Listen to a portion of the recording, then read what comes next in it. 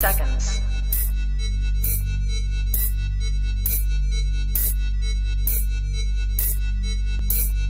10, 9, 8, 7, 6, 5, 4, 3, 2, 1, 0.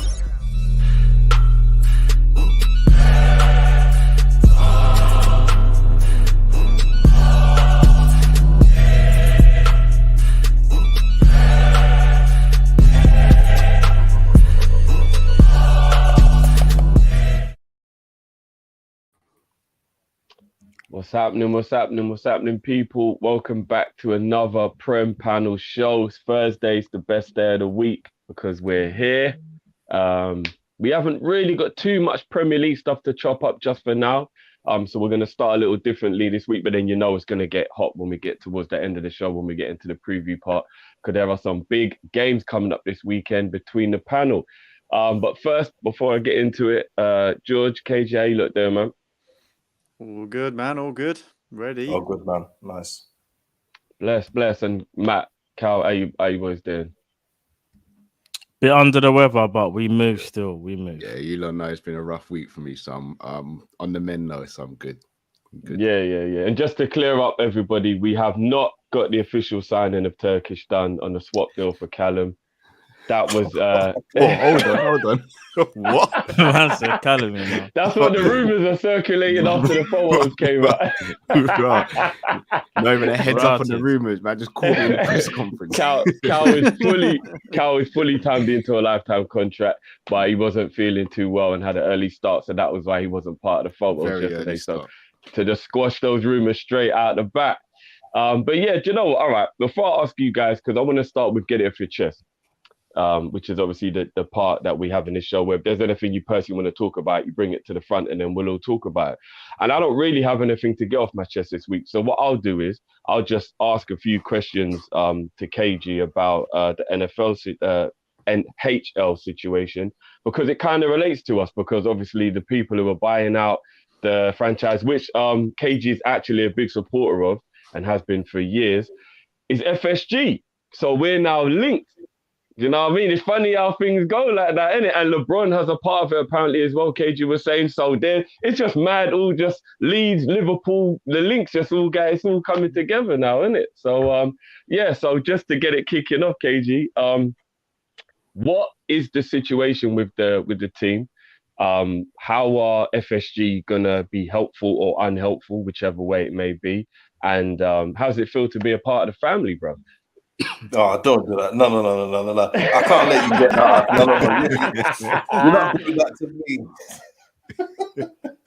Love. You can't choose your family, Kay. You can't choose your family, bro. Bound by some kind of blood ties or something, man. It's crazy, but hey, listen, for the people in the chat, hey, come on now. My man's actually throwing out the Penguin. Yeah, you know what? I actually know that. I know that chant. Let's go Penguins. Like this, is what I'm saying. Like it's a big franchise. I don't know if anybody knows, but like, I know by it, and I don't even watch hockey, and I know who they are. I recognize that logo straight away. Like I get them. So yeah. Yeah. Listen, the Penguins. We've been a successful franchise for years, 15 years straight in the playoffs, but now we're coming to the end of our successful cycle, and it's happening from this season. We're not that good now. Someone has said in the chat there, Sidney Crosby, he's been our franchise player. He's now 34. Our other one's 35. Another one's 35. So this cycle is coming to the end. So I think this is why FSG have decided to buy them now, because it's time to rebuild. And yeah, I mean, for an American franchise, there's no relegation, so it's easy. It's easy for them to buy this franchise and rebuild through the draft and get them back up again, because it's easier to do than getting a team relegated, which is what happens over here. So yeah, I mean, it's not. I'm not as concerned as you guys should be, because it just means now that your owners now have another American franchise to take care of. So you're probably going to help fund the Pittsburgh Penguins more than you're going to help Liverpool. So That's just how it is. It's the same. If you think, as I gave the example as well, it's the same with Arsenal. Arsenal's owners own Colorado Avalanche, who are in the NHL, one of the best teams, and they own a couple other franchises, but they can do that through the NHL and through the American sports. Just fund them through the draft, give players decent contracts, but nothing like what footballers earn. And yeah, that's just the way it is. But I think you guys should be more worried about how they're spending so much money on one franchise and can't give you money without buying to sell, or selling to buy, Yeah, so what we've realized is we've realized that KG is our cousin now. So he's family, but he's going to be that cousin that's always going to come to the barbecue and be a troublemaker. You know them ones. He's going to arrive. He's going to arrive, pack a plate, and then bounce. That's what he's going to do. Just quickly, not to sound ignorant, because I know in sport in general, age is always a thing and it always matters. But in ice hockey, do players play till they're older frequently, or is it similar to football in terms of age of when you've come to the end? Because I know in the NBA, if I'm not mistaken, Matt, quite a few players get to their 40s and they're still pretty good, right? It's not really a sport where in your early 30s you're done. You can play for ages when you're in basketball, can't you? I would say late 30s. I mean, 40 maybe pushing it slightly. It has happened, but I would say, yeah, you will still see a lot of players playing it even 36, 37, maybe even 39. You do get those anomalies as well that go into their 40s, but yeah, I will say this though, when it comes to basketball, and I don't know about NHL, obviously KJ will have to let us know about that, but obviously in basketball, as KJ already knows, yeah, you do find a lot of players that are playing to their late 30s rather than football. So it is very, very different. But yeah, KJ, when it comes to the whole ice hockey NHL, is it the same as basketball, or would you say it's a bit more like football? No, I mean you can play into your 40s quite easily in ice hockey, depending on how you play your game. What a lot of franchises used to get hung up on though is giving out contracts at say 30, 8-year deals, and then the contract just ages terribly, because unlike football where you just retire and it's gone, you get recaptures on the contract if they don't fulfill it. So the franchises have made mistakes before. Why am I moving so? It's only I tell you, only on this show my camera moves funny on this show. I swear to God. Because y'all saying stuff about my money. That's why I KG. Keep on talking. Keep on talking. You'll find out I got more control than just the internet, my brother. But go on. Y'all here talking about my money. You see, like somebody in the chat there. Somebody in the chat there just mentioned your guy, who is actually the one that got me into ice hockey. He's still playing now at 48, but he's not in the NHL no more. So, 48. But yeah. It's not. Yeah, I think he's 47 or 48. He's one of the two. But yeah, he's over in Europe now. But yeah, it's not uncommon to see players play 38, 39. No. Right? Is it NHL that Gretzky? Was it Gretzky an ice hockey player? Or am I getting the wrong sport? Yeah. Wayne Gretzky. Yeah, that's ice hockey. Yeah. Is he like the Michael Jordan of ice hockey, Gretzky? Yeah. I believe so. He's like the legend. I think. Yeah. He's got point totals that won't get caught. So it's a different game now. The players are better these days than what they were before. So yeah. Okay. Yeah. No. Fair. Yeah. Just trying to put together what little NHL. I know someone made a joke. Only team I know is the Mighty Ducks.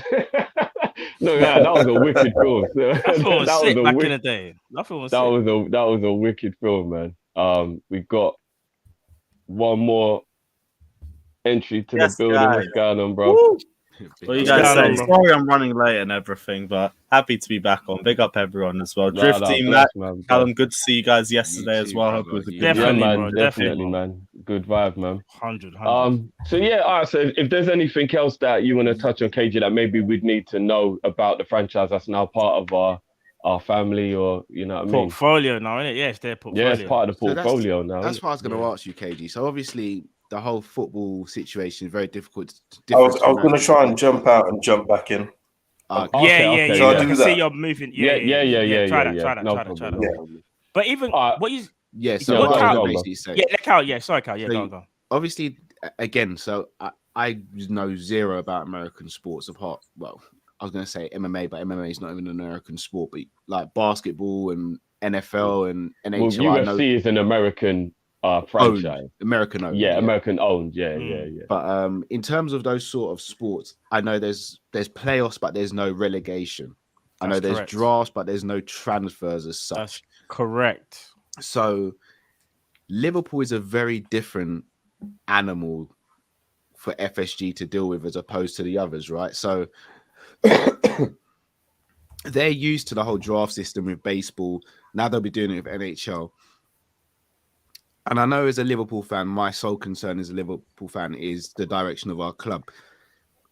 Will this actually have any bearing on what we can do going forward? Because the talk has always been, up till now, FSG have done some very good things, but can they take us that next level whereby we can compete with Man City and Chelsea, not every summer, not every January, but maybe once every 2-3 years? And so far, they've not shown they can do that without selling someone of a high value first. Do you think this puts them in a better position to be able to do that, or do you think it puts them in a worse position, KG? From just from your knowledge on how they move in sports in America and stuff. What was the question? Oh, I can't. I just jumped back in. Cool. I didn't. Yeah. So I was saying, because of how the transfer system works with football as opposed to the draft systems, etc. But we almost want to start competing with Chelsea and Man City and Man United once every 3 years. It won't be every season because we just don't have that sort of capability. Do you think them acquiring this NHL team will actually impact us negatively, or do you think it will have any impact on us at all? No, it shouldn't do, because it's all cap system. So it's through the draft, the only thing that they spend money on is renewing players' contracts. Yeah. Or there's no transfer fees, so it's via trades and via the draft. So no. But in terms of the overheads, because at first, when they first came to Liverpool, if I'm not mistaken, they had to put money into sort of stabilize us, and then they've made that money back in droves. So will it not potentially mean they have to spend some of their own money first? They're not going to necessarily see a profit for a few years, which could stop them spending so much with Liverpool or the Red Sox potentially as well. No, because Pittsburgh, they're always selling out. It's a very popular franchise, and also they've just signed a big deal with TNT and ESPN. So all that kind of money is kind of taken care of. So it's nothing really to worry about in that sense.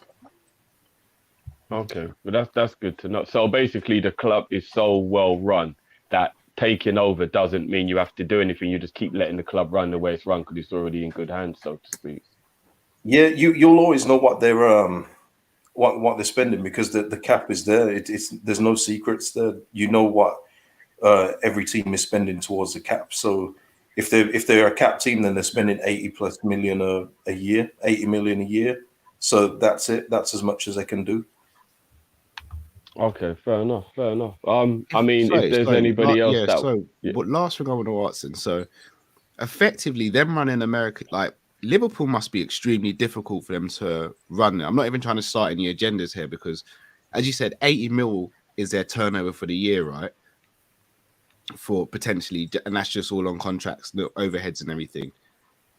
They could potentially spend 80 mil on Liverpool in like a couple of months. Like with all the contract renewals, for example, in August and overheads, that was probably 80 mil in itself. And then the rest of the season where you're paying a weekly salary and other things may come up where obviously they don't buy out of their own pocket, but they still got to manage that and all that. Like, so is there a case of we are that different to what they are used to? Yeah, absolutely. It's all different because they don't have to pay for players until it's the free agency, where again you're just signing a player to a contract that goes towards that 80 million cap, or they're drafting a player out of college, high school, whatever it is. So it's way different than English sports. Absolutely. Right. Before I let anyone else chime in if they want it, before we get someone else's one, have you got a couple of super chats to get through, Cal? Because they're probably going to be related to what we're talking about. So Jamrock, shout out to Jamrock, says it has zero impact on FSG unless dollars is coming led. Yeah, I'm not sure what that word is there. Coming led. I don't know. That might be yeah, probably just a spell thingy. Yeah. The only comparison is baseball, no salary cap. Oh, so there's no salary cap in baseball then? Oh, that's interesting.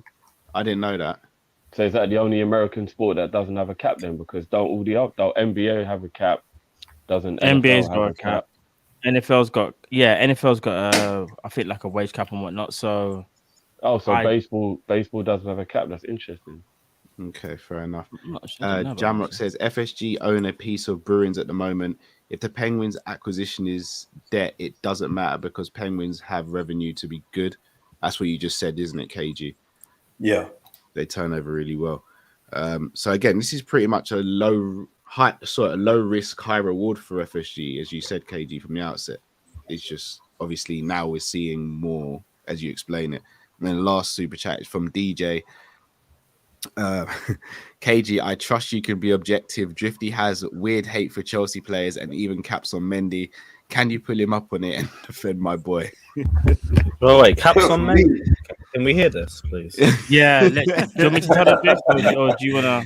Listen, there's no shame in my game. I think Mendy is a good goalkeeper, but I think if we're going to start doing the world class better than Alisson talk, we're just getting way ahead of ourselves, which is what everyone's been telling me.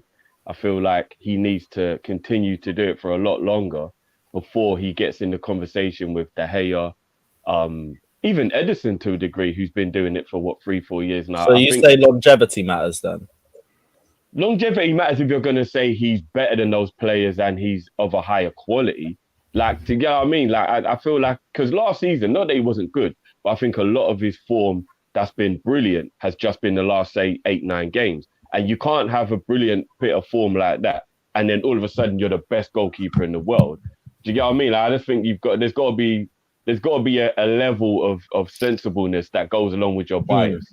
That's all I'm saying. I hear what you're saying because, like, at the start when Mendy first joined us, it was really just the standard is on the floor with Kepa. Like I was saying it on my previous stream as well. It's like we were celebrating him catching the ball. Genuinely him just celebrating catching the ball from the cross. That's how little he had to do to really set any standards for us. But when Lampard, when it failed under Lampard, the only thing I really didn't rate from him was his on-the-ball ability. Under Tuchel, I'd say he's just continued to improve. So on the form thing, I do think that there's a debate. If you want to talk about form and how they've been playing recently, definitely.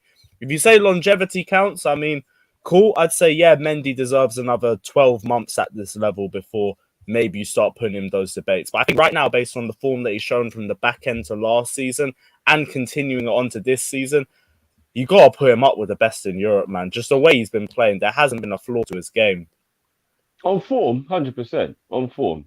But it's just, I mean, just to put it in perspective, it's the same argument I've been having with Arsenal fans where they're saying that Ramsdale's better than Alisson. And I'm like, can we just calm down on Here's the thing, though, because Ramsdale literally got relegated last season, so I don't know what they're relegated talking 3 about. times. Longevity defo matters. Yeah, I've got to ask legitimately which Arsenal fans, because again, not even to try and shade any. I don't even want to out them, but it was a show I was on, and it's a couple of people who've been hitting me on Twitter as well. All right, but I'm not being funny. Like someone like a Turkish is not going to say a statement like that, is it? No. And we spoke to him yesterday. All right, yeah.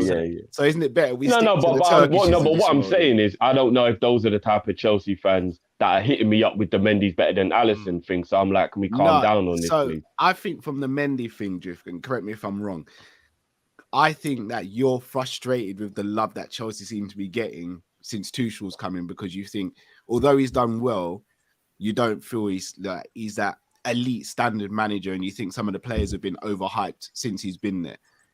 I get where you're coming from, but when it comes to Mendy, I disagree, because I genuinely think this season Mendy's been head and shoulders above all the other goalkeepers in the Prem so far. I think so as well, to be honest. Like without him this season, Chelsea are not even in the top 4. And everyone That's the talks thing. about People their say it's a defense. back five tax. It isn't. Like It this guy's isn't, like- saved our back five. Like games He's like saved, Aston like, Villa when the 96 yeah, first half. I was going to say he's you. got like a 97% save rate. 96% Mendy's save ridiculous. ratio. That is He's proved me wrong. crazy. And do But you know someone what? just said in the that's comments, fair play. Mendy's got That's fair second play. most clean sheets last season He does. as well. Johnny So is there's a drift. consistency level too with him. Agreed. No, I agreed. I think what it is, I think the reason why maybe drift people were Was it Robbie who questioning said what you that? questioning Sorry what to you were saying. No, it wasn't Oh. Robbie. No. Question what you were saying. I think it's because you mentioned other goalkeepers, which again it's obviously it's down to opinion, but I think maybe people kind of took offense to it when you were like, Martinez from Aston Villa is better and things like that. When it's like, Well, I But was just you're- going off the fact that Martinez got voted the goalie of the season, didn't he? no, I know, but we were talking. The whole You're just shaking conversation his head. was literally about this season, and Martinez, you man, can't come deny on. that Mendy's better. I'm just saying that, but I think Martinez is a wicked goalie. But I was just He is going a off the wicked- basis Of of, course. and that what it was, we was having a conversation, and I think it was Neuer, Alisson, what's his name from Barcelona? Like, we was talking about like who's the best goalies in the world, like in general. And then so when the Chelsea fan threw Mendy, and I was like, oh well, pump the brakes. Hold on, we're gonna put Mendy in that conversation. It's just like I think he needs a bit more time before we can involve him in that conversation. Do you know what I mean? So I respect this gangster way more than Ramsdale's. That one really rattled me. I'll be honest. The Ramsdale one rattled me. Do you know what I mean? With the Chelsea one, it was a bit like, and it's just like your manager, but we won't go into that because that's just going to become the debate of the show. I was going to ask as well, the manager. Yeah, no, I rate him. But if I truly The say what I manager feel is about him, it's going to nagging him, become man. a Chelsea show, and then we're just going to be going back and forward. Fair enough. Fair You enough. know what I'm saying? We'll save that for when it comes back around again on the fixtures, and then we're butting heads again. Do you know what I mean? All right, cool. We'll come back to it. But actually, you know what? So I'll come to you, George, because obviously, the other guys weren't here last week. So just in case there's anything you might want to add to Conte that's happened in the last week or whatever, is there anything you want to get off your chest today, bro? Not well. The no ketchup and mayonnaise seems to be working. Have you seen all our players on international duty? Everyone's going ham. even the ones that are like go hard on like Ben Davis got his first goal for Wales and stuff like that. I'm like, what is going on? It's madness. Kane's going It's the 7 and Conte 2. factor, isn't it? The Conte effect in full force, man. Everyone's elite right now. Bergwijn scoring and an assist for Netherlands, getting them into the World Cup. I'm telling you, So man, am I that's right been in holding us saying- back this whole time. So Ketchup and mayonnaise, he's cut off ketchup and mayonnaise. fizzy drinks, everything, like anything. Oh, see, you anything see like when that. people say footballers got easy life, yeah? See this right here? Someone said to me, you got to lock this off. I know, man. I don't know.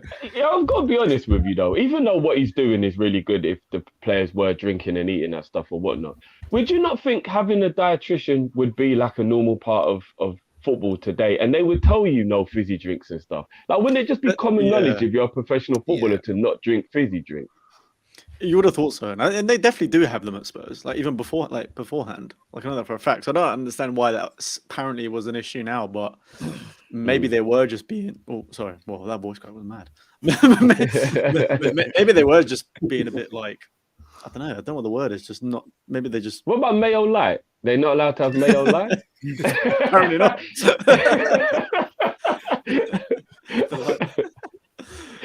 Yeah, man. I've got no idea. But If it's working, it's working. There's a man. legit impact, but yeah, no, it's looking good over the international break for our players. Just need it in the Prem, man. That's Kane scoring 7 in 2 games, and I haven't been seeing that in the Spurs team. So he should bring it back up. He definitely will. What an opponent this weekend as well to do it against. Yeah, and obviously we'll get into that in a minute. Lewis, is there anything you want to get off your chest before we move on to the next topic?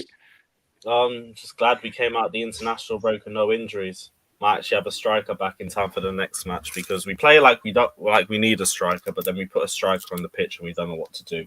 But other than that, we're fine. Yeah, just glad to have football back. I'm sick of the international break ruining our momentum and everything. It's always long. At least we've got 5 months of normal club football now and football that I actually care about. Here. No, it's real. To be fair, we got Romero injured, which I forgot about, which is very, very annoying.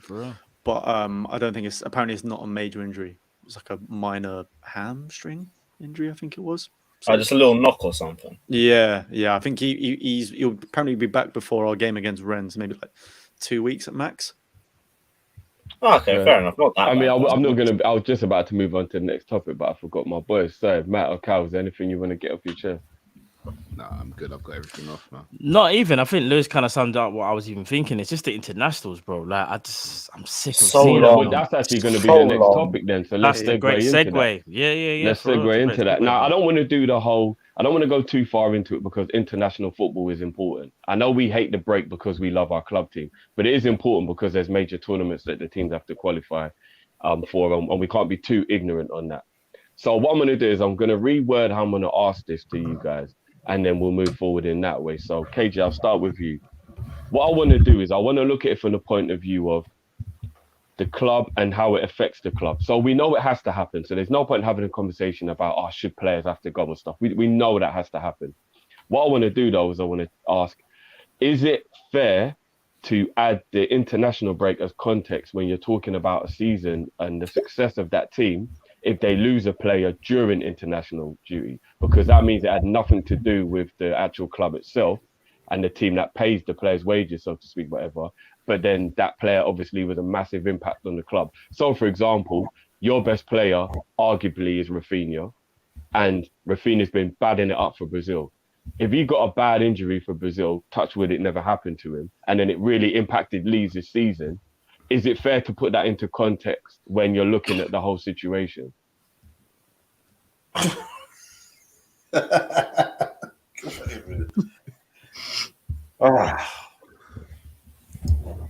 I mean, what are you asking here? Are you asking that when it's all said and done at the end of the season? Wait a minute. Are you asking that at the end of the season, if you've had a bad injury, you say, Is it justifiable for the club? Is it justifiable for the club to be not blaming on the injury, but extremely angry with the injury? Because we see managers always complaining about players going on international duty, whatever. So, for an example, Harry Kane was playing in a game that was completely unnecessary to play in. England could have won that game without Harry Kane.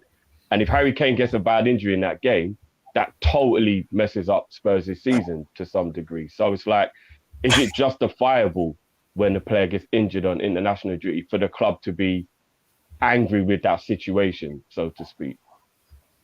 Right. Okay. Yeah. Can you still hear me? Yeah. Yeah. All right. God. I mean, yeah, they can be angry, but injuries are something for me that can happen anywhere at any time. I mean, you guys could play a meaningless Champions League game and then lose Jota for 3 months. You know, it happens at club level. So for me, it doesn't really matter all that much when the injuries happen. It's just annoying that the players have to go away so many times during the mid-season. That, I think that's the main thing for me. It just knocks a rhythm out from teams that are doing well. That wasn't a shot, by the way. I'm just saying it can happen just during a. If you want to say word of shot, I'll take your word for it, bro. I'll take your word for it. No. Barged you so I didn't mean it, bro. It was making a point. It was making a point that a lot of your audience would know of, and it was when you would basically qualify for the Champions League and you played Jota for no reason and you got hurt. So it doesn't matter if it happens on international; it can happen at any time. That's the main point, anyway. No, it is. So the reason why I'm asking the question is because, see, for that reason there, nobody can be blamed because it was Klopp's decision. So therefore, there's just no one you can blame but yourself. Whereas, for an example, a few years back, we sent Daniel Sturridge on England duty, and Brendan Rodgers strictly told the England coaching staff he's on a routine. They gave him the schedule for his routine. They said, can you stick to this routine? Because this is how we've kept him fit. Because we all know Sturridge has injury problems. The England coaching staff didn't pay any attention to the routine, and he got injured. And so it wasn't that we were angry that he went. It was that technically he's our player. Can you do what we ask of you? Do you get what I mean? To keep our commodity safe. So it's kind of like that kind of a situation. Do you get what I mean? That it's not, you're not in control of it. So are you allowed to be angry at something that happens? Do you get what I mean? I mean, we'll take, for example, the Rafinha incident when he almost got knocked out by Otamendi. Yeah, that was crazy. Like, that would have been very, very annoying if he had gone down with like a long-term concussion. But it's out of our hands, and we can't stop these players from going, because then in the end, there's going to be repercussions for us as well. So it's a double-edged sword, isn't it? You can be annoyed, but then you just have to get on with it. So to change it up slightly then, George, off of what KG's saying, do you think that team should be allowed to have a bit of a say in whether a player goes and plays international football? No, not really. I think it's just one of the ones where, I mean, the international team's allowed. They've got to be allowed. I think because obviously we're so invested with our clubs, we kind of forget the fact that a lot of these players really, really want to play for their country and for their teams anyway. Like the thing with the Kane thing this week, he was the one himself that wanted to play against San Marino because he knew he could score goals and he wants to add to his tally sort of thing. That wasn't like a decision from Southgate. He said, play me because I want to score more goals and I'm feeling good right now. I need to get my form back sort of thing. So then it's kind of like, with those sort of players, you are not stopping Kane from wanting to play for England because he wants to play for the country. He wants to get more goals because he's just a natural like striker and goal scorer. It's just what he wants to do. So I don't think that the clubs can really have a say. What I would almost rather is, I agree with KG. I hate the stopping and starting, like this sort of autumn period where we have 2 or 3 international breaks like once a month. I feel like it disrupts the whole flow of the Prem. I would almost rather it be like 1 3-week period as like a mid-season break where you don't do any friendlies. It's just complete qualifiers. And at least it gives it a bit more time. If a player gets injured, say in the first game on international duty, then it gives them a couple of weeks to recover and come back from the Prem. I feel like something that, as annoying as it would be to not have the Prem for 3 weeks, I'd rather that than have 5 or 6 weeks of stop-start football throughout the season. I can't lie, you're spitting there. That's a great idea.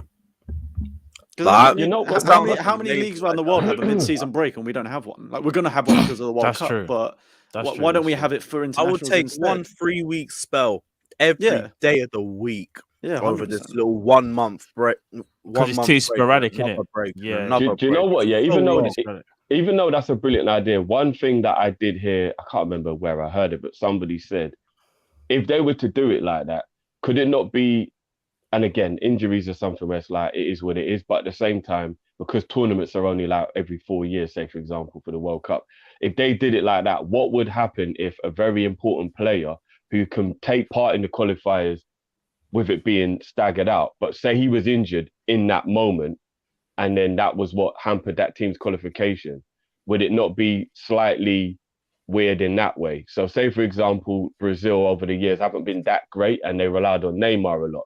And say those internationals happened at a period where he was injured. So because it wasn't staggered, he didn't get to play any games. They just played all them games. He wasn't there and then Brazil didn't qualify. Is that not a way where it could be weird if they just did it all in a block like that? I get what you're saying, but it's like injuries happen.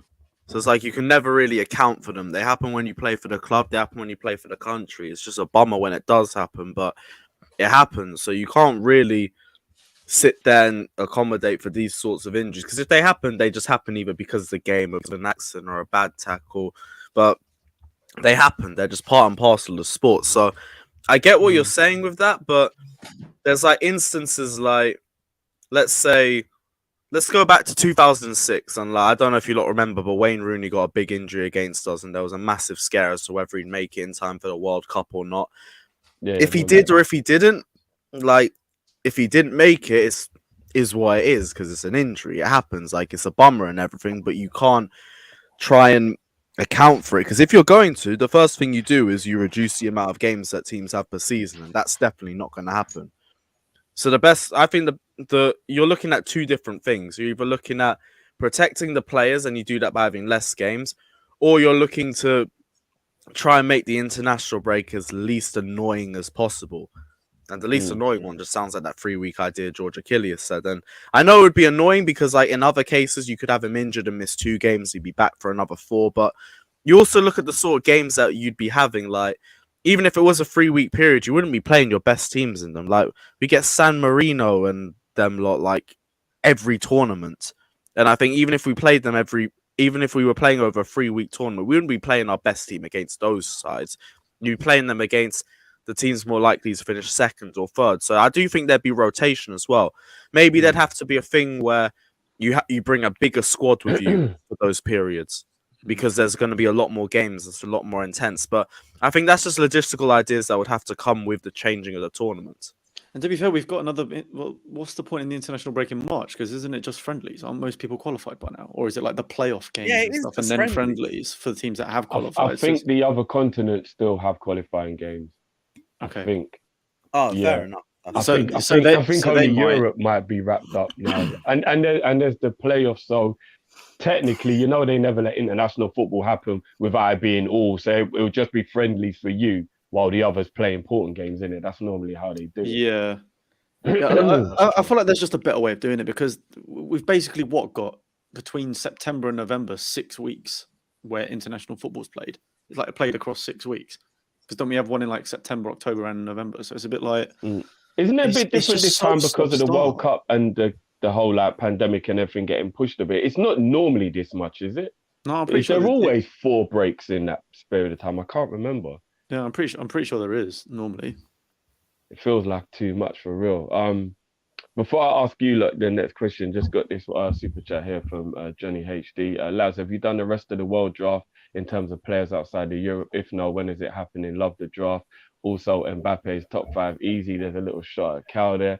No, we haven't, but we will be doing that on the next international break, guys. So when we have the next break, which ironically George just let us know when it's happening, is March, we will be doing the rest of the world draft, and we enjoy it as well. So we look forward to that.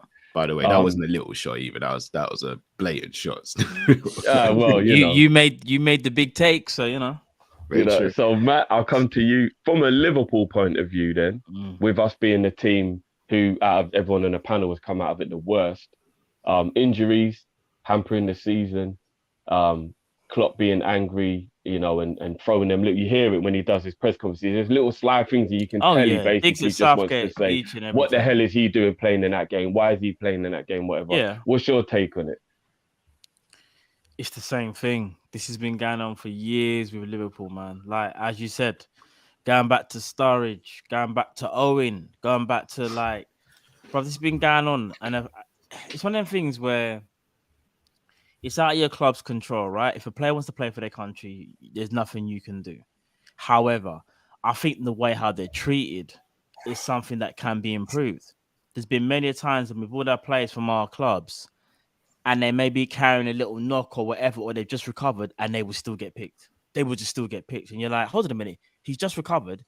He's played 30 minutes and he's already on the plane to where he's going to play for the internationals. It's like, you can do better than that. Look how many players you have to pick from. Like, I don't know how for me, it all comes down to the individual, And I think that's kind of why I think Klopp has these digs at Southgate, because Southgate knows what he's doing. He ain't stupid. He's a smart man. When he picks his team, he looks at who he wants to take on a plane. And it's a thing where sometimes he can look at it and go, do you know what? I don't know, give an example. John Henson just recovered from a fine injury. Let me just allow him for this time. I know he's going to be my main thing. Let me allow him, but he will still pick him. And it'll be for a whatless game against Andorra. Do you know what I'm saying? And these are the things I think that's why Klopp gets upset, because there's been too many games where that have meant nothing and players have been injured. And not just England, but all around the world, bro. It might be a Sadio Mane or a Salah thing. And to be fair, them two don't really get injured, but I'm just using them as examples in terms of wherever that game has been played, a player from our team might get called up, and it's kind of one of those ones where it's like, do you need to really pick him though? Because it's kind of like a dead game in terms of there's nothing on the line. It's a friendly. Now, if it's a qualifier, I fully understand that. That's where you got to just hold your mouth and shut up, because it's a qualifier, and not only that, the player wants to play. He wants to represent his country. However, though, the key thing is what I'm trying to say is this. It's about how they're being treated. And when I say that, again, I will stress it. The fatigue of players is a very fine margin, because obviously these players play in the Premier League. It's the most high intensity, game out of all the leagues. If someone is recovering, or if you know someone's played a lot of football, you can allow them to have a break. But a lot of managers won't do that, bro. They will just be like, I don't really care. If he wants to play for the country, I'm going to take him. And I don't really care about the consequences, because it doesn't affect them. It affects the club. And that's what I don't like. Well, I'm going to switch up just a little bit to finish up with Cal on this one, and then we're going to get into the previews, but it's definitely going to get spicy. So, Matt, if you could get the list ready for me for the next topic of this upcoming fixtures. So to just end it on this, Cal, should the club be allowed to kind of step in and have a little bit of a say in terms of a situation where a country is rushing a player back from the injury, but in doing so, it could damage the player's long-term future? So say, for example, when Rooney broke the metatarsal in his foot and England were doing everything, oxygen camp, they were doing everything they could to get him fit, but it could have actually damaged his foot permanently. And as the employer, do Man United then have a kind of right to be like, well, hold on a minute. We get he wants to play for his country, but at the moment, he's our asset and we pay him. And if you ruin him, you're effectively damaging us as a club. Yeah, I think they do have a say. But if I might be completely off target with this, but am I not right in saying that England players get paid for playing for England? And if a player gets all injured, players get paid, don't they? I don't know if it's all countries. I definitely know England do. I know England do. But am I not correct in saying that? They get paid, but then certain countries choose to do other things. So, like Greece, for example, their players get paid, but all the money goes towards like refunding facilities and improving them, sort of thing. So I think technically everyone gets paid. Okay. But there's like certain countries do certain things. Like I know a lot of England players, I think they go towards charities and things like that. But okay. I remember Adebayor having a problem with not being paid. Do you remember that? Years ago, you don't want to play with Adebayor and his money. Oh yeah, I remember that. Yeah. No, but he needs his money though. You can't even. You got a lot going. He had a lot going on. He needs his money, man. Is his mum? You said his mum put some like juju on him or something. Then he like that's why he weren't scoring goals for like a mad period. And then Adebayor had some. He's a weird guy. He was saying the most. I can't even lie. But no, the reason why I said, and again, if I'm not mistaken, if a player gets injured while on England international duty, I think the club also get compensation from that as well. So again, obviously, it doesn't cover the player or who the player could potentially be. So I think in one aspect, yes, the clubs do have a say, but in another aspect, I think the country has a say as well. But ultimately, it should come down to the player. If a player knows within themselves they can't go and perform to 100% capacity on international duty, like Virgil van Dijk did, I think it's the player to say, well, you know what? No, I shouldn't really be going to this, and having that open and honest conversation. Because let's be honest, Rooney in 2006 was not anywhere near ready for that World Cup, but he took a place of someone else. And yes, it could have worked out fantastically, but the odds of that happening are very few and far between. So I think a lot of it comes down to the actual player. Like we can't treat these players like robots. They are human beings at the end of the day.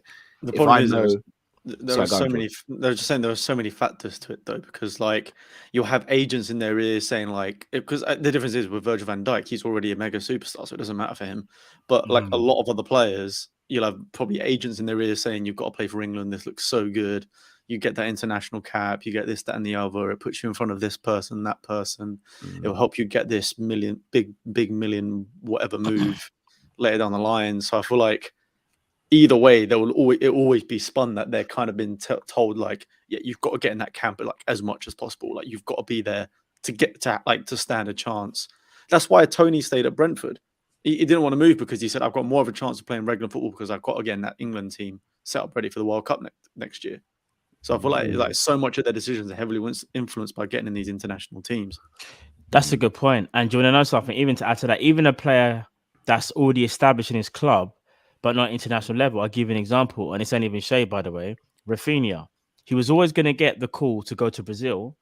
But I kind of feel like even now, the kind of where he's at, like his type of reputation, being the baller that he is in the Premier League, and then having that taste of international football, it will take a lot for him to turn down Brazil and be like, I ain't going no more. Like, or like, say he's got a knock, he'll just be like, no, I'm going. I want to represent my country. Like, look what's happened to him. It's almost like he was always going to achieve it, in my opinion. Yeah, but it's like global stardom. Like, we've got to remember the culture is so different compared to us because we're in England now. Like pretty much 99.9% of English players play in England, so it's a bit different. Like we're already here. For a lot of international players, it's like a massive honor to go back home, especially with the South American ones. Actually, like to go back home and come together and represent your country. Yeah. Whereas the issues England had before is you'd have way too many heads clashing because club rivalry got into their rivalry in the England camp. Whereas you'd see like, I'm trying to think of an example. Say you had like Argentinian players for Real Madrid and Barcelona. Like, it wouldn't matter when they got to Argentina. It was all about just playing for Argentina in that moment. Spain is a prime example. Yeah, PK and Ramos. Yeah, exactly. Yeah. But exactly. that was Spain's problem for years. Del Bosque did well to figure it out, because remember, that was Spain's problem for years, that they beefed each other the same way. Wasn't it our generation Aragonés? did. I swear it was Aragonés that It was sorted that. it was the mad one. Aragonés, the one with the racist thing in it. It was him in it. Was he the one that kind of got them together? I think thought it he was the Del one that Bosque first did won it. wasn't And no, I think Del Bosque came after Aragonés was the Aragonés. madman, bro. Just Okay. quickly on, and again, I'm probably going to trigger a lot of people, but I've got to say it. I don't feel sorry for Klopp and Liverpool having these injuries. Like, I don't get why we as Liverpool fans right now are feeling sorry for ourselves. Like, I don't know. We saw this had come the from- same thing. yeah, it's not we even got that. we got saw this murked coming by from a Crystal mile Palace away. because we had no players because of injuries. Like- Because No, but Carl, can I say something? Let me land, Matt. Yeah, go on. Let me land. Yeah, go. Robert got injured, yeah? Mm. Hamstring injury, right? So a lot of times that hamstring injuries come from a player overplaying, right? Mm. What have you been saying for weeks about Robertson? Yeah, He shouldn't be in the great. team, but Klopp kept on playing him. The hamstring injury was coming. It came. I agree. Fact, No, I yeah. agree. Simicast That's should have been cool. playing. So with the Robbo one, yes, it's unfortunate, but I have no sympathy for Liverpool, FSG, or anyone associated to the club. Midfielders, please don't even get me started, guys. We sat here in the summer for every day from June the 30th to September the 2nd saying we need at least 2 centre midfielders because Naby K and Ox can't stay fit. Thiago came off the back of a World Cup where he barely played and we didn't know his fitness levels. Jones and Elliott were inexperienced, and Henderson is injury prone, and so is Fabinho. And we let go of Gini, who was our most reliable centre midfielder. We didn't replace them. And now we're moaning that we've got injuries to Henderson and other central midfielders. Again, that's on us. We're moaning about... Sorry, I'm coming, man. We're moaning about Roberto Firmino being injured from a hamstring injury. Guy's been running to the ground for how many years? Weren't we all screaming, sitting there saying we need another attacker? Yes, we were. But I'm not being funny. FSG said they were happy and so did Klopp. So with all due respect, and I love Klopp to bits, I still think he's the best manager in the world. I can't sit here and get moany and upset when this is not like what is to be expected. We asked for these things. We were told by the club, whether they are saying it from a PR standpoint or not, we were told they were happy with it. So I don't want to hear Klopp moaning about international duties and player. Brother, and this was the same Klopp who come out the other day and was saying, well, you know what? Why isn't Joe Gomez going on international duty, but John Stones is? So hold on, you do want Joe Gomez to go international duty. So what happens if he gets injured over there then? Are you going to moan about that as well? I don't get it. I genuinely don't get it. And I love Klopp to bits, but that doesn't mean I can't call him out when he's wrong, in my opinion anyway. Yeah, no. Good point, man. Good point. Remember, I'm just asking the question. So yeah, Matt's coming to body me now. Go true, Matt. Yeah, go It's on. not even that. It's not even that. So what I was going to say is what Kyle was saying is actually right. What it is, I think Liverpool fans though, the reason why we're not annoyed with Klopp. I think we're just annoyed just how every fan would be. You're just annoyed that your players always getting injured on international duty. And I think it's really on, like, you know, when if there's a scale, it's at the 10 because of what happened last season when we had the massive injury crisis, right? Now, there's a lot of people that will sit here and say, oh, Klopp likes the small squad, rare tete, all this stuff. He says this in a press conference. I'll be honest with you. I don't think none of us really know what he wants. We don't know whether he wanted more midfielders in. Gini Wijnaldum left. Like, who's to say he didn't want to bring in another replacement for Wijnaldum and maybe someone more? But, you know, behind the scenes, he was just told, right, that's not going to happen, unfortunately. You know, you have to just go with what you have. And I think these are the things where I kind of feel like maybe if he is moaning, that's because there's more to it. Because I find it hard to believe sometimes. I'm not saying it can't happen, but Klopp would just moan for the sake of it because of especially what he saw last season. But if it's like if your boss tells you something, these are the constraints that you have, and into the public, obviously, you've kind of got to show a certain face because it's part of your job. It's what you're being paid for. It's like put up or shut up, innit? Because really and truly, Cal, all Klopp can really do, he can say things like, we wanted more, we wanted to do more in the summer. Because what I find kind of revealing is that he'll also say things like, Divock Origi, we thought we was going to get offers and we couldn't sell him. Oxlade-Chamberlain, yes, there was a time when we thought Ox was going to go, but he stayed. So there's times when he kind of lets himself be human, so to speak, and he lets out what he really wants to say. But then to the media, he plays the whole, I'm just sick and tired of this. Players always getting injured, But I reckon the frustration probably comes from, he knows how many midfielders he has. He knows he's probably got too many that are too injury prone. He can't change them like a Pep Guardiola or whoever, where he's got the freedom to do that. And I think it's frustrating him, and I think it's getting underneath his skin. So what I'm not disputing what you're saying, Cal. I just think maybe we should try and be a bit more, I won't say sensitive, but just be a bit more maybe aware that maybe there is something going on with Klopp, and maybe we don't know it. I don't know. All right, guys, we'll save this for tomorrow then, because we can't run too much into the Liverpool. Can I quickly say one more thing, Drift? I won't take long if that's all right. Or do you want to move on? If you want to move on, then no, go on quickly. All right, so I hear where you're coming from with that, man. But at the same time, I've got to start taking Klopp at his face value, because if we don't, then it's always going to be a case of, I wonder what between the lines here, and I wonder if FSG are doing this. Klopp doesn't have to say certain things, but he chooses to say certain things. And again, bro, if we were sitting here and we had bought another attacker, and again, Firmino gets injured, we're still annoyed Firmino gets injured, but we're not here worrying about it. When Robbo got injured at the beginning of the season, we were upset that Robbo got injured, but we were like, oh, Tsimikas is there. If Matip was to get injured now, we'd sit there and be like, all right, cool, Joe Gomez and Konate can jump in. If Trent gets injured, it's a different story, though. But we're all told now Nico's cool, and we're all told Salah's cool, but there's no replacement. But yet we sold Harry Wilson when we didn't have to. So again, I can't have too much sympathy for Liverpool and their mistakes and their excuses and stuff. And it goes for Klopp, goes for FSG, it goes for all of them. Like, I need to see trophies, and I need to stop hearing excuses, or else start calling man out or start saying things. The last thing, sorry. Well, let's pick that up tomorrow, because obviously it's turning into the Liverpool show, and that's what we try our hardest to avoid here. It'll take less than 30 seconds. What I'm going to say. The only thing I will say is this, just quickly, Drift. Apologies. When it comes to Klopp and the whole rotation thing, sometimes I do think, does he not rotate because he doesn't believe in the players in his squad? And if that's the case, be ruthless and try to sell them. But is he allowed? Like, that's why I kind of feel like as well. Like, it annoys me that he doesn't rotate. But is it because he don't trust the players in his rotation? And I'll leave that there. We'll drop that tomorrow. Yeah, we'll definitely try that out. Yeah, we'll pick that up tomorrow. Apologies, but I had to get that out because it was on my brain. I had to. So we're going to move on to the preview part of the show, which is a fun part, especially when we got clashes between members of the squad. KG is still there, bro? I'm here. Cool. I see it was on mute, so I didn't know what was going on. It's a bit when you can't see somebody, it's actually difficult to gauge what's going on. But I know your internet's moving mad. No, my internet is fine. It's this stream here. Just quickly and literally one word answer, guys, so we don't spend long on it, but it just come to me with the thing that George was saying about players kind of playing for internationals because like there's other elements to it, like sponsorships and stuff.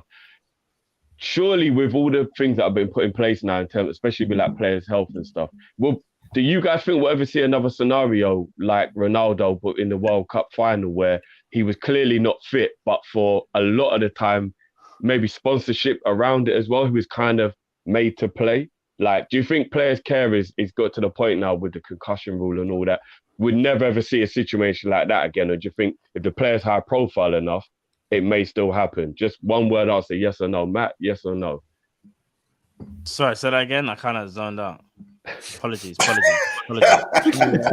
was reading something. I caught it. Literally, one word answer. One word answer, yes or no. Apart from concussion, because they can't hide concussion. But everything else they will. KG, what do you think? Yeah, it will happen again. You think it will? Yeah. Okay. Yeah. Lewis, what do you think? Yeah, it probably would happen again. Interesting, George. Yeah, I think most things are PR stunts, to be honest. Okay, interesting. Sorry, for me, Jeff, can you repeat the question? Sorry, bro. Will we ever get a high-profile player being forced to play a game because of the importance of the game by things like sponsorship, money, and all that kind of stuff? Like when Ronaldo was kind of forced to play the final after he had a seizure. Remember, he had a seizure just that morning, and he was forced to play. It will happen again, yeah. You think it will, yeah? Yeah. Interesting. Moving like that child just graffitiing and doodling in the notebook at the back of the class, bro. Listen, I'm trying to sort out what's going on, man. All right, so here we go. The fixtures. So in honor of one of the biggest games of the weekend, which is Leicester Chelsea, we have a special video. We're gonna start with this one, Jeff. I don't know if you know, Sunday. No. We'll start with this one because we've got a special video from one of our special friends of the show. So I'm just gonna play this video for you real quick, and we'll get into Leicester versus Chelsea. What's going on, people? Sorry I can't be live tonight. I'm just too busy. My missus hasn't been well for a while with COVID. I've not been well either with COVID as well. It's been an absolute horrendous. To be honest with you, I've not delivered much content on my own channel, but I thought to send this message across while you guys are live. We'll cut to the chase. I've been busy tonight, which is why I couldn't go on. My lad has been football training. Look at the state of them. That is a nosebleed. That is a flipping save by his face. He saved a penalty tonight. It's only training, but still, every save counts, doesn't it, when you're a keeper? He's going to go far. Chelsea. Over the last few years, it's been an interesting few games between Chelsea and Leicester. I don't feel like I'm going to be positive with this one because we've got no Youri Tielemans. It looks like it's going to be out for 5 weeks. Injury prone FC we are. We're just unbelievable. Wheelchair FC. Whatever you want to call us, it's frightening. The last 2 years have been so bad with injuries. It's scary. I think I spoke to you many a time on the channel before about the amount of players that we keep losing. But he's probably the key player in the middle for driving that ball forwards. You know, he's a box-to-box. Number 8, he's just everything you want in a player. You know, he's got that Steven Gerrard-esque striking ability outside the area as well. And most of his goals come from that sort of position. Without him, I just don't think we're going to win this game. Or in all honesty, we're going to shape up with probably Soumare and Ndidi, who's only just come back from fitness himself, really from an injury, himself. It's going to be tough. It's going to be a tough game. Maddison as a number 10, who's not in form. I don't know. I don't feel this one, boys. I'm sorry. Leicester are going to lose this one, I think, at home. Definitely. 2-1 to Chelsea. Didn't want to say that. But cracking content, boys. Keep it up. And eventually I will be back on there at some point. And get those super chats in and support these guys as well.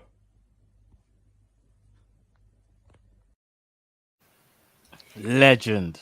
Big up, man, like Lee Chappy. Big up. Legend. So he really wanted to be on the show, but obviously his missus isn't well, so get well soon to his missus as well, man. So yeah, he just wanted to send in that video. So we'll start with you, Lewis. Obviously, who is the opposition? You heard what Chappy had to say there, bro. How you feeling about this one? Yeah, like Leicester haven't been the same Leicester this season, and they've struggled defensively. I think they do seem to still turn up for more the bigger teams, but that's more just Manchester United. But I'm just trying to find a way to say that I do think it's going to be a bit of a difficult game for us, but I also expect us to break down Leicester City. We always seem to be a team that doesn't really have the best first half, but seems to turn up in the second half. And granted, we went into the international break for a draw at Burnley, but that was just our horrendous finishing. And if Lukaku's back, hopefully that means we've got a bit more of an edge to our play. I'm confident in getting a result against them anyways. I'm going for a 2-0 Chelsea win. Like, really and truly, this isn't the same Leicester team of previous years. And I like rating Leicester as well. Like, I feel like I got a little soft spot for them since 15-16 and the Hazard goal at the bridge and everything like that. And also I was just shifting players around every now and then, except for Drinkwater as well. That was a bit of a piss take. But regardless of that, like, I think we should have enough to beat Leicester City anyway. It's not the same Leicester City of past years. So I'm just going to go 2-0 Chelsea. Roll with it. Fair dues. So just score predictions then on the Chelsea-Leicester game from everyone else. Matt, I'll start with you. Chelsea, 2-0. 2-0 Chelsea. Cal? 3-0 Chelsea. KG? 3-1 Chelsea. 3-1 Chelsea. George, just to finish up. 2-1 Chelsea, I think. 2-1 Chelsea. Yeah, I'm probably gonna go 2-0 Chelsea myself. I'll go 2-0 Chelsea, maybe 2-1, but I definitely see a Chelsea win. So it's a clean sweep. Everyone thinks they're gonna win. Even Chappy said a Chelsea win, didn't he? So yeah, everyone thinks they're gonna win. We're not gonna dwell on it because you know, Aaron isn't here, and I think we're probably all gonna come to the same conclusion. But Man U Watford, just quickly score prediction, guys. I'm gonna go 2-0 Man United. I think for this one. Matt, what do you think? There's no way United are losing this. I'm gonna go 2-0. 2-0 again. Yeah. 2-0, No, sorry. 3-0. 3-0 Man United. 3-0 United. Cal? I'm going 1-1. Oh, okay. Ollie at the wheel and that. KG, what do you think of this? That Watford Man U? Yeah, I'm gonna go 2-1 Watford. Woo! And that's not even trying to be controversial. Like you genuinely. No. I genuinely can see that happening. So yeah, 2-1 Watford. Ooh, interesting. Lewis, what do you think of that one, bro?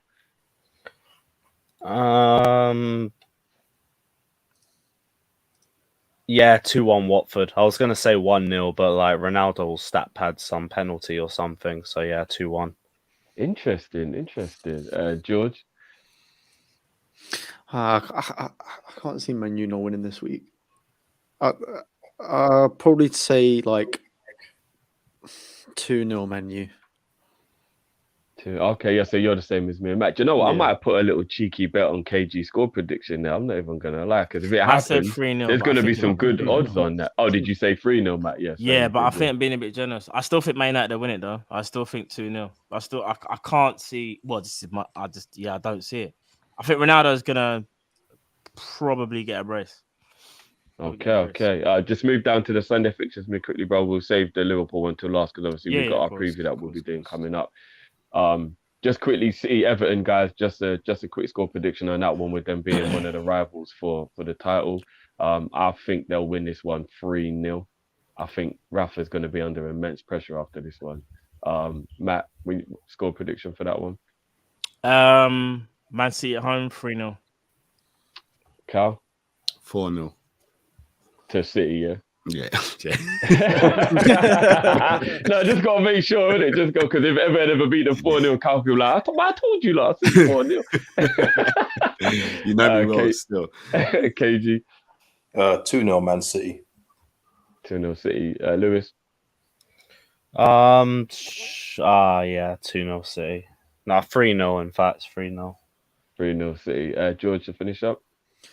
I think, well, from what I saw from Everton, I know we couldn't score against them, but knowing what Man City can do, probably like 4-1 for me at home. Oh, bloody hell, that's a big one. Just for everyone in the chat as well, obviously we've got Rival Watch tomorrow, guys, and we'll touch on Gerrard's first game in tomorrow. As I said, try not to make it Liverpool heavy when we do the show. So make sure you tune in tomorrow, and we'll touch on Gerrard's first game tomorrow.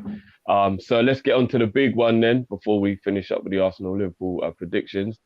Spurs at home to Leeds. It's a rivalry between the panel. We always love when there's that clash of the panel. Do you know what I mean? Zoom us back in for this one, Matt. Zoom us back in. We need to see the faces, man.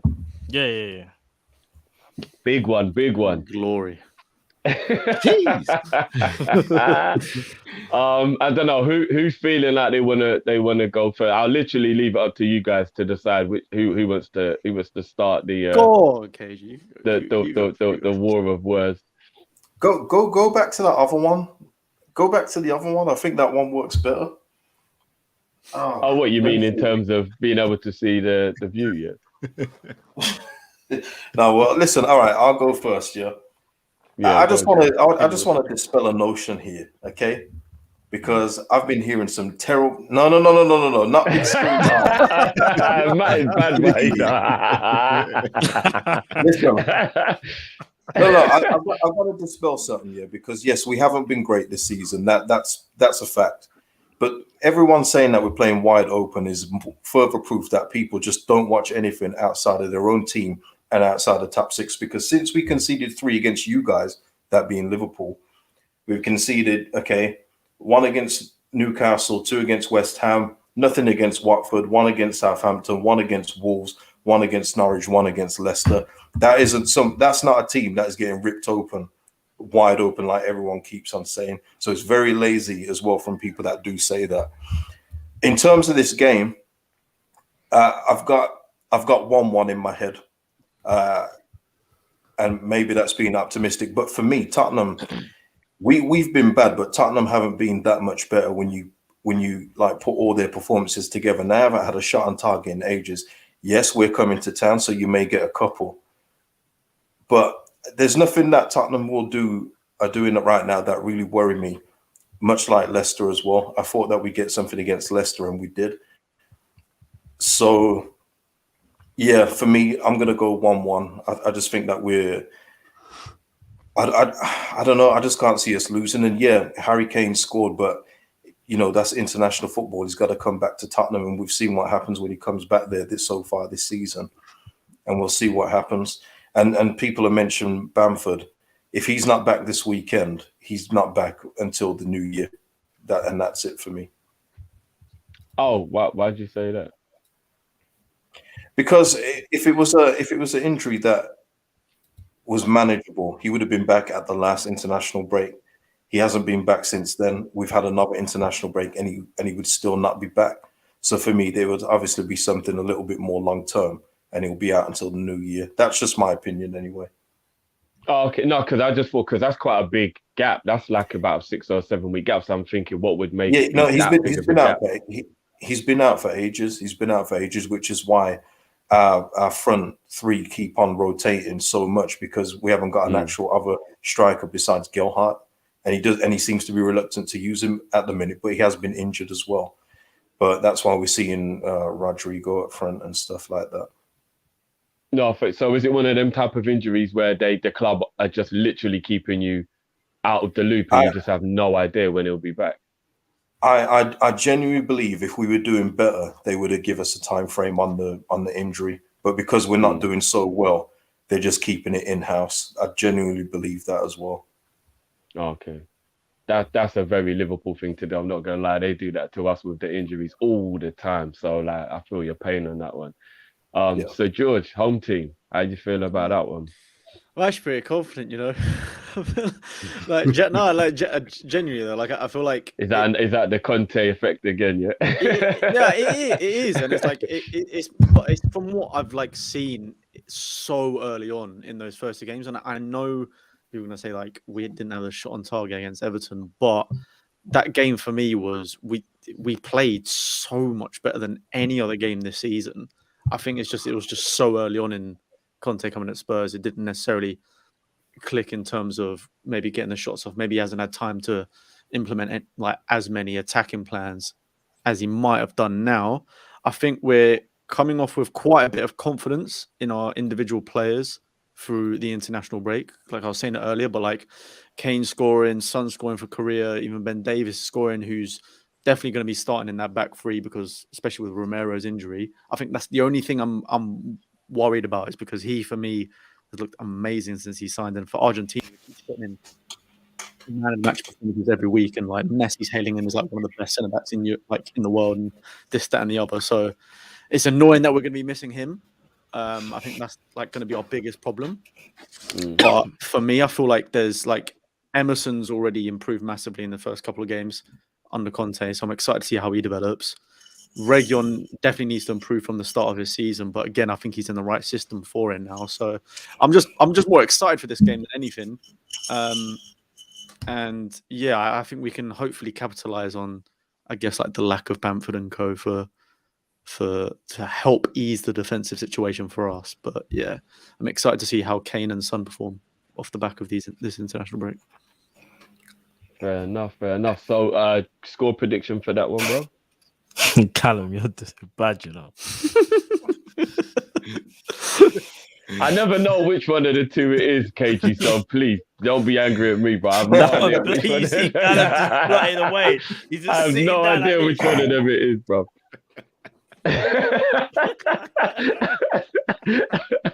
Yeah, so what is the score prediction, George? For me, it was 3-0 last year. I don't think it'd be that much. I'd probably say 2-0 Spurs this time. 2-0 Spurs. Cage, what you didn't give a score prediction, did you, bro? You said 1-1. Oh, Yeah, you 1-1. did. Said a draw, Yeah, he said a yeah, draw, you did. Yeah. Lewis, what do you think of this one? Score prediction for Tottenham and Leeds. We'll go another 0-0. I'll go 0-0 again. Both teams aren't really in great form, so I don't really know who 0-0, breaks okay. it between the other. Yeah, like Conte's going to be defensive. KG's Leeds, they're going to go forward a little bit, but you guys haven't really been all that this season, so I can't really pick a winner. So I'm just going to go 0-0. Yeah. 0-0 is interesting though because both teams don't really keep clean sheets, so that's quite an interesting one to go with a 0-0. Maybe 1-1 then. We'll go 1-1. That might be a obviously, bit. obviously you don't have to change your. Regardless, I think it's going to be a draw. I just thought it'd be two defensive teams, but maybe not. No, I get that. And that's just Lee an said unnecessary stress. Lewis still hurt from the Zeke, Champions League yeah. final They against just won Man it. They United. just won it. Not be Then you burning lot haven't all won a this time. single one. We're going to catch up to you guys at the end of this season as well, but we move. Must be nice. I already know you disagree with me on that one, but it's cool. No, but the thing, you got a better chance than they have of winning it, to be fair. So Oh, yeah, over United, they got a better chance to win the Europa League. I don't even know if they Oh, got a right, chance boy, of that's winning it. that. I don't know. Yeah, you know, West Ham are there. West Ham in it, yeah. Yeah, maybe not. Sorry, Moisey wins it while they're in the competition. Oh No, I actually want to see Moisey knock them out now. You just put that thought in my head. I'm not gonna That would lie. be You see this Prem beautiful. panel show? Aaron's got the whole show to himself if that happens. I think Aaron's turning up. Of the whole Sorry, show. I couldn't make it. I got We're What just do gonna you sit in think? the background in the comment. That's it. So not to dwell on it, but so you guys think Man United are definitely not getting out the group then? Nah, they'll get out of the group. I'm just I saying. think they Because will. all this Europa League talk, I'm like, hold on, do you love Man United getting out of that group? Nah, then? they'll Man get out United- of only if They'll Ronaldo drags them there. The thing is, like, it has to be. It's such a specific set of results for them not to go through. Yeah. If that makes sense. That's they what I kinda just mean, need a draw like- and a win, or like a couple of draws, and they're fine. So it's a bit. I think know, they but only like need 2 draws in their versus qualifier. Ronaldo, like Ronaldo will drag them through games, but same way they play horrendous football in the Champions League. They get battered every game. Yeah. They go through like they dead ass don't deserve to go through. Yeah. But it's we need literally only just Ronaldo They're, Ronaldo actually, just they're turning up lucky in they're in the 90th group they're in. minute. To be honest with you. Yeah. To be fair, They the actually team are. the group that Liverpool got, for example, yeah, definitely.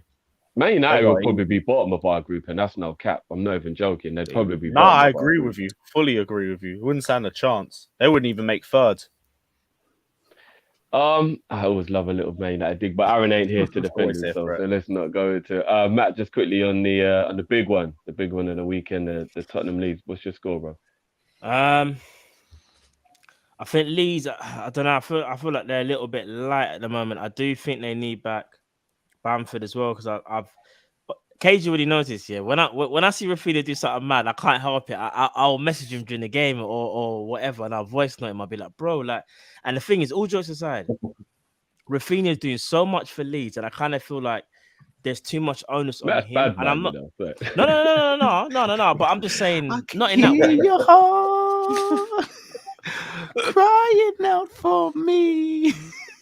I can hear your heart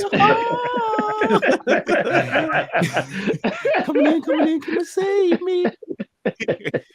No, but what I have done now is that Ooh, I can hear your heart. No. Slow jams when you start speaking about Rafinha, I just think of slow jams. No. But let me not even be disrespectful because one thing I will say is, obviously, everyone knows. Yes. We watch Rafinha red-to-tear, but it's interesting to see how Leeds play, and I feel like if he has a good game and sets a tempo, I feel like Leeds have a good game. And I feel like there's a lot of onus on him and a lot of pressure, albeit I think he can handle it, though, because now playing for Brazil, that stardom factor that he has, it will work in certain games. But I think for a team like Spurs, I don't think it's going to happen. And I just feel like Rafinha will ball out. He'll do what he normally does. He'll create chances, but I don't know if Leeds will put them away, unfortunately. So I think Leeds will give them a good game, but I see Spurs winning this 2-1, unfortunately. 2-1. I think Spurs will nick it 2-1. 2-1. Nick it. Just nick it. I forgot to say my one. I actually, for some reason, I could see 2-2 in this game. Okay. but I would not be shocked if Tottenham got a late winner for that Conte explosion. You know, sometimes I know it's very cliche, but you know, you get that explosion of a like last minute, and then the headline is, oh, whoever grabs the winner, Conte, da, da, da. No, for some reason I can kind of see that, but 2-2 is what I actually think is going to happen. So Cal, just to finish up on that one, what's your score one for that one, bro? 3-1 Tottenham. 3-1 Tottenham. Okay. Every week it goes against us, and it's not been working out. Now that you have been, I feel way more comfortable now. Well, Cal's got the golden touch here. So we got me and KG both going for a draw in a big one. Cal and George are going for a win. No, Lewis has got a draw as well, right? So we've got 3 draws. We got three Tottenhams. Okay, fair enough. And to just finish up, just to get everyone's predictions, because obviously we've got the preview that we'll be doing for the Arsenal. We've got a few little bits we're going to do for the Liverpool Arsenal game. Sorry. So just on a prediction from you guys, we'll save ours for the other video. KJ, I'll start with you. What do you think the score? How do you think the game will go? And what do you think the score will be between Liverpool and Arsenal? I'm going for a Liverpool 3-1 win. Okay. Do you want to? I mean, if you want to chime in on how you think the game will be, then you can quickly, or do you just want? Oh, sorry, yeah. Oh, only because, Arsenal are in good form and everything else like that, but they've been in good form against teams that they should be in good form against, and I just think that coming up against a team with the quality of Trent, Salah, and the rest of your people up front, they're not ready for this one. So for me, it's going to be a usual Liverpool win at Anfield versus Arsenal. Okay, I mean, I hope you're right, bro. I really do. Just quickly shout out to Sadiq. Matt will be in KG's DMs if Rafinha scores the winner. Yeah, I think even if he has a good game, will be in his DMs from the sounds of it. Nah, it's just funny. All he has to do is not make somebody, and Matt messages me. So He ain't lying as well. He ain't even lying. Listen, bro, it's mad. Nah, what Rafinha? Nah, you man need to listen. Watch this brother. I'm not talking just clips. I'm talking. Watch the game, bro. He's like he is special. MVP, bro, of Leeds, and that's not disrespect him. He's so good, bro. Like what this man can do. No, it's not. You're not disrespecting. It's true. He's so good, bro. You already know this. Yeah, he's so good. Shout out to Sadiq as well, not only for the super chat, obviously, but knowing about the Odell Beckham. Big up that one, because not many people know about them. So big up yourself as always. Odell. Yeah, Lewis, how do you think this one will go, bro? The Liverpool Arsenal. 5-0 Liverpool. Are you cutting down to size? They're getting too big for that. Lewis, boots. don't do this, man. Don't. Whoa. Are you not worried you're actually not going to beat them? No, but I mean, I don't. The carried away stuff is when there's something that's always going to happen. That's going to Anyway, all right, we'll say 3-0 then. We'll be a bit humble then. We'll say 3, but they're still getting panned regardless. But they never do well. No, fair dues. George, how do you think this one will go, bro? I think 3-1 or 4-1 to you guys. I think Arsenal, especially was it the Watford game? I think those last 15 minutes, 20 minutes, 15, whatever minutes it was towards the end of the game, I feel like if they were against a decent opposition, they would have conceded a lot of goals at the end of that game, because I feel like they kind of just gave Watford a lot of chances. They did. Watford played well, didn't they? They were being sloppy, but just Watford. It's just Watford being Watford. I don't think they obviously against you guys, the likes of Salah, Mane, the usual. I think it could be serious goals scored. So I think they're just going to get tested finally. I think the form has been obviously great, but like KG said, it's been against dead opposition, and we've seen what they've been like against decent teams. Trash. So I think they're gonna struggle. Also, I think Aubameyang might be out. No, I heard he'll be all right. It's Partey's the only doubt I heard. Okay. Even still, man, I can't see them scoring more than 1 goal if they do. Fair enough. And obviously, as I said, we'll have the preview tomorrow, guys. So stay tuned for that as well. We'll obviously save our thoughts on the game for that. So as always, big up yourselves, everyone in the chat. Make sure you smash that like button, subscribe if you're new. And make sure you subscribe to everyone's channels as well. KG, Lewis, and George, and Aaron. They'll all be in this. And you know, I'm gonna make sure I fling Chappy's in there as well. Make sure you go and show Chappy's some love as well. So all of their channels will be in the description. Make sure you get out, give them some love, get over there and support the brothers as always. And yeah, until next week. Obviously, we won't do the revealing of the league because obviously it's international break, so there won't be any of that. So next show we'll obviously continue that with George still in first place, KG still in second place. And Aaron's still wearing the opposition shirt as it stands. It's heating up. I'm not gonna lie, Aaron's starting to catch up a little bit, Lewis, at the bottom of the table though, bro. You're gonna have to start, you know what I mean, doing a little. I can't be bothered. Brother, you do not want to put a Tottenham shirt on, no, brother. I tell you that much. I think I'm pulling a wild card now. Aaron might actually be happy wearing an opposition shirt if the season gets nosedive on purpose. Yeah. Real talk. But yeah, as always, guys, love for tuning in. And as I said, make sure you check out everyone's description and go and show your love, man. So until next week, people. Matt, if you could take us out, we will see you lot next week, man. Peace.